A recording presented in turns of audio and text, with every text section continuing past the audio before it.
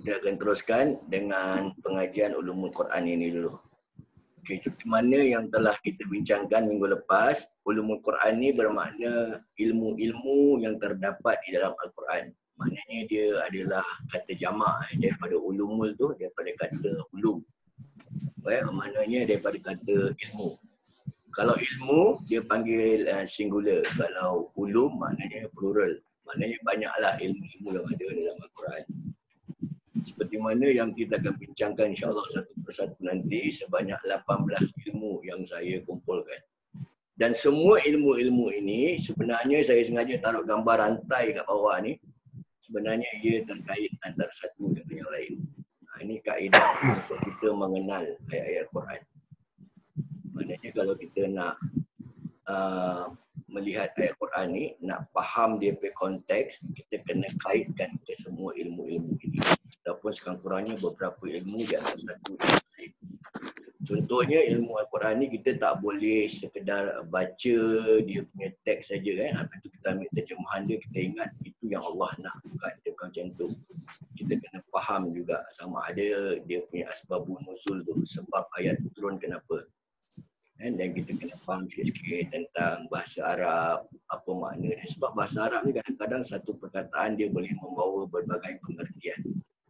Dan kita kena faham juga sama ada ayat ni ayat mujmal ke mubayyan, ayat ni nasikh ke mansukh. Dari sudut qiraat lah macam mana bacaan dia dan sebagainya. Ini yang akan kita belajar satu persatu. Sebab tu saya sengaja letakkan gambar rantai tu, maknanya nak tunjukkan setiap ilmu-ilmu ini dia terkait antara satu dengan yang lain. Baik, seperti mana yang kita akan belajar tentang ulumul Quran ini, ianya juga sama seperti ulumul hadis. Hadis pun sama. Kita tak boleh sekedar membaca matan dia saja. Matan maknanya teks hadis tu dan kita sangka dianya macam itu. Bukan Dia sama. Lebih kurang dengan Al-Quran ni sama saja. Jadi kalau kita boleh faham konteks ulumul Quran, ilmu-ilmu yang ada dalam Al-Quran, insya-Allah kita juga akan faham ilmu-ilmu yang ada dalam hadis. Dia sama aja. Hadis pun ada dia punya asbabun nuzul juga. Tapi dia tak pakai nama asbabun nuzul, dia sebut nama asbabul wurud contohnya. Hadis pun ada kaedah untuk memahami bahasa Arab. Hadis pun ada ayat-ayat yang mujmal mubayyan. Hadis pun ada yang nasikh, ada yang mansukh, ada yang am, ada yang khas, ada yang mutlak, ada yang muqayyad dan sebagainya. InsyaAllah kalau awak dah dapat faham ulumul Quran ini, awak akan faham juga dalam ulumul hadis. Dia kaedah dia tak jauh beza. Yang penting kita nak tahu kaedah dia saja. Baru kita dapat rungkaikan di antara Al-Quran dan hadis. Baik, insyaAllah hari ini kita akan mulakan dengan ilmu yang nombor satu, yakni ilmu sejarah Al-Quran. Bila saya nak masuk bab sejarah ni, nanti saya akan adakan beberapa teks ayat-ayat Quran. Yang ini saya boleh baca. Tapi saya nak kongsi pahala kepada semua yang ada dalam Zoom ni. Sebab setiap huruf kita baca, kata Rasulullah SAW, setiap huruf kita dapat satu pahala. Selain daripada kita menuntut ilmu dapat pahala, baca ayat Quran ni pun dapat pahala. Okay, saya tak paksa siapa-siapa nak baca, dia open. Saya tak tahu berapa orang yang boleh baca Quran. Kalau tak boleh, tak apa. Dia cakap je, Ustaz saya nak baca Ustaz. Dia macam itu je. Kalau semua diam, tak nak baca, terpaksalah saya kena baca. Kalau saya baca, mana saya dah untung, saya dapat pahala dia. Pahala membaca Quran. Tapi yang saya kenal pasti dalam grup ni ada beberapa orang yang boleh baca Quran. Doria tapi tak datang malam ni. Zubaidi, Jamalia. Ni semua yang dah biasa belajar dengan saya tahu dia orang boleh baca. Sarah pun belum masuk malam ni tak ada pula.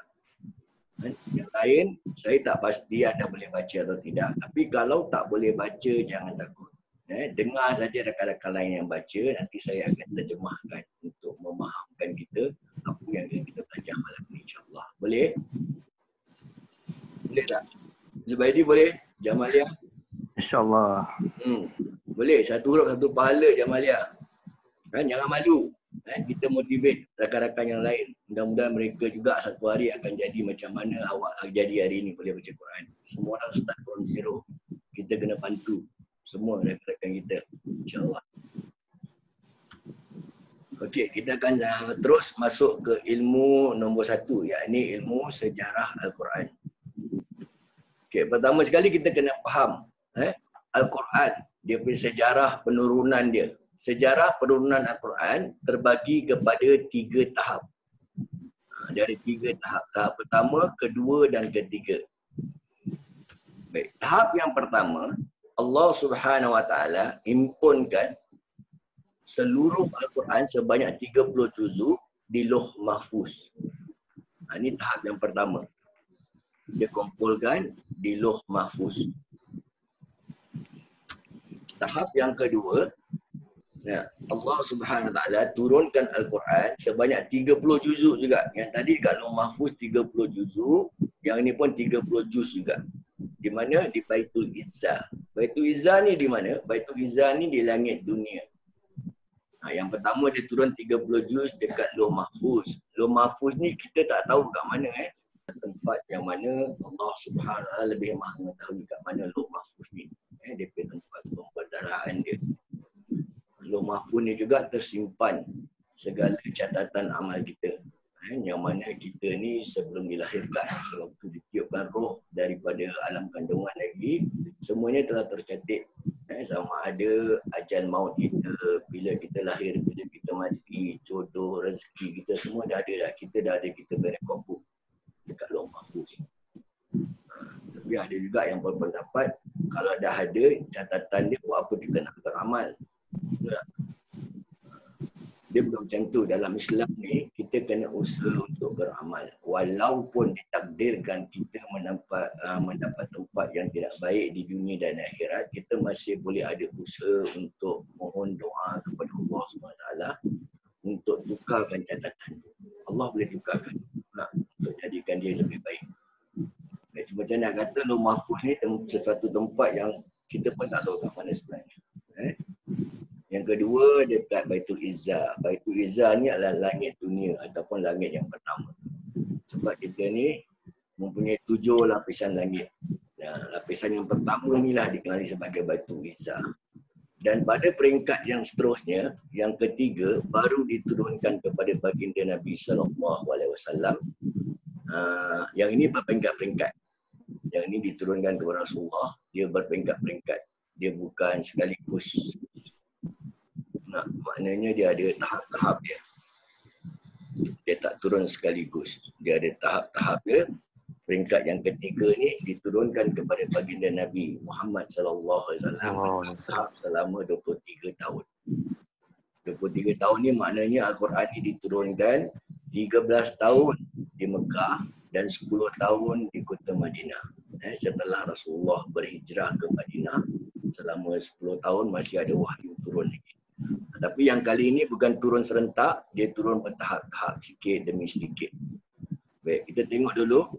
Semua tentang yang saya katakan tadi, di Lauh Mahfuz, di Baitul Izzah dan juga kepada Rasulullah SAW mempunyai dalil dan nas-nas yang telah tercatat di dalam Al-Quran. Baik, peringkat yang pertama. Kalau kita lihat peringkat yang pertama, di sini diletak penurunan Al-Quran dari Allah Subhanahu Wa Taala ke Lauh Mahfuz. Lauh Mahfuz ialah tempat catatan yang ditulis padanya ketetapan setiap makhluk sehingga berlakunya hari kiamat. Setiap makhluk maknanya kita pun termasuk. Sebab kita pun termasuk sebagian daripada makhluk Allah Subhanahu Wa Taala. Baik. Seterusnya kita lihat dalil daripada ayat Quran. Nas, ini ayat Quran ni. Jadi nak baca dulu surah Al-Buruj ayat yang ke-21 dan yang ke-22. Boleh? Saya baca baik. A'udzubillahi minasyaitonirrajim. Bal huwa Qur'anun Majid. Majid. Bal huwa Qur'anun Majid fi lauhin mahfuz. Baik, ini maknanya. Ini dia punya makna yang apa yang Zubaidi baca tadi. Bahkan yang didustakan mereka itu ialah Al-Quran yang mulia yang tersimpan dalam Lauh Mahfuz. Lauh Mahfuz ni di mana? Kita pun tak tahu. Wallahu a'lam. Dan bila waktu diturunkan pun kita tak tahu. Wallahu alam juga. Ini adalah urusan Allah Subhanahu wa taala. Bukan semua urusan Allah kita boleh tahu. Kalau kita boleh tahu semua urusan Allah Subhanahu wa taala, maknanya kita ni lebih hebat dari Allah Subhanahu wa taala kan. Ini antara rahsia-rahsia Allah Subhanahu wa taala. Baik. Yang seterusnya yang kedua, peringkat kedua, dari Lauh Mahfuz Al-Quran ini diturunkan ke Baitul Izzah. Baitul Izzah ni di langit yang langit dunia lah, langit yang pertama ni. Baik, siapa nak baca pula ayat ni? Satu je ayat surah Al-Qadar. Jamalia nak try? Boleh Jamalia try baca je, tak apa. Mana Jamalia? Kak Rosla nak try, siapa boleh baca, nak baca. Satu ayat dapat satu pahala. Saya try ya. Ustaz, boleh, saya try. boleh, tak apa. Salah tak apa. Ni telanjur saya ada. Kita boleh tegur-tegur antara satu dengan lain. Tak apa. A'udzu billahi minasyaitonir rajim. Inna anzalnahu fi lailatul qadr. Nampak? Ini firman Allah Subhanahu wa taala yang mana ianya bermaksud sesungguhnya kami telah menurunkan Al-Quran ini pada malam Lailatul Qadar. Bila malam Lailatul Qadar? Kita pun tak tahu bila malam dia, tapi yang pasti baginda Nabi SAW telah kasih kita dia punya hint. Dia dah hint kita bila malam dia 10 malam terakhir bulan Ramadan pada malam-malam yang ganjil. Malam yang ganjil 10 terakhir. Dia can be 21, can be 23, 25, 27, 29 Ramadan. Wallahu a'lam. Sebab tu kita kena berlumba-lumba mencari malam tersebut. Rasulullah tak kasih direct tau. Dia tak bilang 27, dia tak bilang 23 Ramadan, tak. Dia bilang malam ganjil. Kenapa? Sebab Rasulullah nak, kalau boleh kita berlumba-lumba mencari malam Lailatul Qadar tersebut. Kalau dia dah bilang satu date kan, akan nampak malam tu kita duduk atas sejadah je. Kita tak nak keluar rumah, tak nak berusaha, apa-apa semua tak nak. Kita nak duduk atas sejadah lah. Saya nak dapatkan dia lah. Jadi dia sengaja kasih kita date 10 malam terakhir, malam ganjil. Ini antara hikmah dia. Itulah malam Lailatul Qadar dikenali. Dan peringkat ketiga, penurunan kepada baginda Rasulullah SAW. Ini peringkat yang ketiga pula. Dia turun beransur-ansur. Yang tadi, Baitul Izzah pun 30 juz. Lauh Mahfuz pun 30 juz. Dia turun serentak. Yang ini baru dia mula turun kepada Rasulullah SAW selama lebih kurang 23 tahun. Ini dia beransur-ansur turun. Ini ayat dia. Surah Al-Baqarah ayat 185 ni. Okey, siapa nak baca pula ayat ni? Boleh? Nak tengok baca? Jamalia? Boleh, siapa-siapa nak baca tak apa. Silap pun tak apa. Saya akan tegurkan juga. Ini is the place yang kita boleh sambil belajar ilmu Quran, kita bolehlah bertalaki lah. Bertalaki, baca Quran. Nak try? Jamalia, siapa ada nak try? Ada Zubaidi lagi nak try, Zubaidi? Boleh, insyaAllah. Syahru Ramadan alladhi unzila fihi al-Quran hudan linnasi wa bayyinatin minal huda wal furqan. Okey, ayat ni pula mengatakan, ni pun cerita pasal bulan Ramadan juga ni. Bulan Ramadan adalah bulan yang diturunkan Al-Quran sebagai petunjuk bagi manusia dan penjelasan-penjelasan mengenai petunjuk itu dan pembeda di antara yang hak dengan yang batil. Pembeda ni kat mana? Dekat wal furqan. Furqan ni pembeda. Lepas tu saya buka grup Al-Furqan tu kan, untuk Senurian kan. Dalam Facebook ada grup Al-Furqan. Grup tu dah lama lah saya buka. Saya ambil ayat ni sebenarnya. Al-Furqan. Dia sebagai pembeda untuk membezakan antara yang hak dengan yang batil. Dan Al-Quran ni juga selain daripada dikenali sebagai Al-Furqan, dia ni juga dikenali sebagai Al-Bayan. Wa bayyinat. Bayyinat ni memberi penjelasan. Penjelasan dan juga memberi hidayah. Huda ni hidayah kepada kita. Baik. Yang ini pun dia kata dia turun pada malam Ramadan juga. Sekarang kita ada 2 bulan Ramadan turunnya Al-Quran. Malam Lailatul Qadar, 10 malam terakhir malam ganjil, itu adalah penurunan Al-Quran di Baitul Izzah sebanyak 30 juzuk. Yang ini pula dia mula turun kepada Rasulullah SAW pada bulan Ramadan juga, tapi dikenali sebagai malam nuzul Quran, yakni 17 hari bulan Ramadan. Yang ini ada hari dia. Kita tahu dia pendek 17 Ramadan.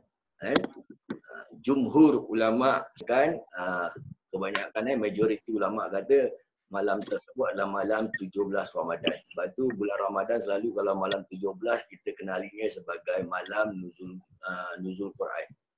Turunnya Al-Quran kepada Rasulullah SAW pada malam 17 Ramadan. Tahun kita tak tahu sebab zaman tu belum ada tahun lagi. Tahun ni berlaku selepas zaman Khalifah Sayyidina Umar Ibn Khattab. Dia baru ada tahun hijrah. Zaman tu belum ada. Bahkan Rasulullah lahir pun kita tak tahu tahun berapa. Tapi bulan dah ada, tarikh dah ada. Semua tahun waktu itu orang-orang Arab ketika itu dia akan tengok pada kejadian pada tahun tu. Kalau ada sesuatu kejadian yang besar pada tahun tersebut, dia akan namakan tahun itu dengan tahun kejadian yang besar tadi. Contoh Rasulullah lahir pada tahun gajah. Dia ada sejarah dia. Kan? Dia ada sejarah. Sebab pada tahun itu, tentera Abraha daripada Yaman, dia orang cuba menyerang kota Mekah. Nak hancurkan Kaabah. Kan? Kita pun dah tahulah cerita tu. Kan? Ini ada tahun dia. Tahun gajah. Kena serang dengan gajah. Dan sebaik saja setelah peristiwa itu, Rasulullah lahir. Rasulullah lahir pada tahun gajah. Disebabkan ada peristiwa tu. Baik, bulan Ramadan ni pula kita tahu dia punya date 17 Ramadan dekat mana? Di atas Jabal Nur.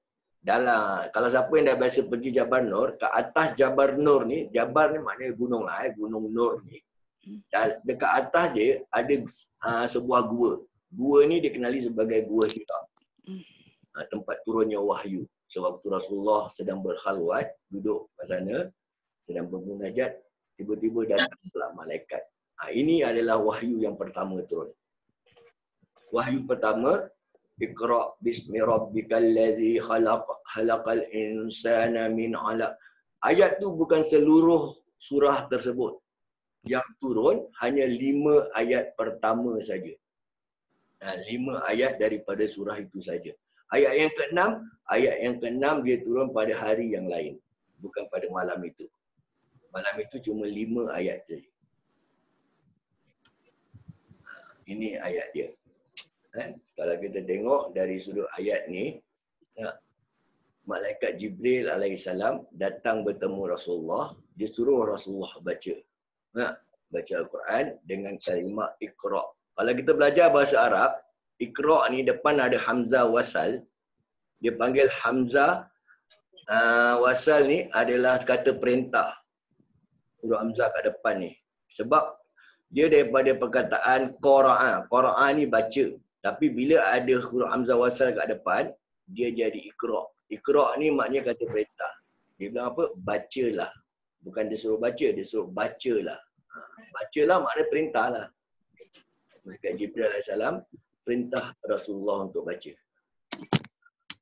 Bila Rasulullah kata dia tak pandai membaca, Malaikat Jibril ulang lagi. Bacalah. Sebanyak 3 kali Malaikat Jibril ulang. Rasulullah kata dia tak pandai baca ni. Dia tak pernah tengok pun ni Al-Quran. Tiba-tiba suruh baca. Macam mana nak baca? Dia pun tak pandai baca. Dia bilang. Sampai lepas 3 kali, kita boleh bayangkan tentang pengajaran dia. Kenapa Malaikat Jibril suruh sampai 3 kali? Adakah Malaikat Jibril alaihissalam tak tahu Rasulullah tak pandai baca?